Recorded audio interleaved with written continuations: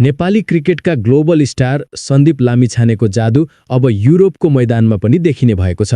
सन् 2026को सिजनका लागि सन्दीप बेल्जियमको चर्चित क्लब लिग रेड लायन्समा आबद्ध भएका छन्। हालै सम्पन्न EU T20 बेल्जियमको ड्राफ्ट अगाडि नै क्लबले सन्दीपलाई आफ्नो मुख्य स्पिनरको रूपमा प्री-साइन गरेको हो। यो अनुबन्धसँगै सन्दीपले युरोपेली क्रिकेट सर्किटमा आफ्नो बलियो उपस्थिति जनाउने ढोका खुलेको छ। नेपालका लागि सर्वाधिक विकेट लिने कीर्तिमानी बलर सन्दीपले यसअघि IPL, big bash, PSL, BPL जस्ता ठूला लिगहरू खेलिसकेका छन्। अब बेल्जियमको कन्डिसनमा उनको लेग स्पिनले कस्तो तहल्का मचाउने हो त्यो हेर्न बाँकी नै छ। कानुनी झमेलाबाट सफाई पाएपछि लगातार क्रिकेटमा फर्किएका सन्दीपका लागि यो एउटा अर्को ठूलो अवसर हो।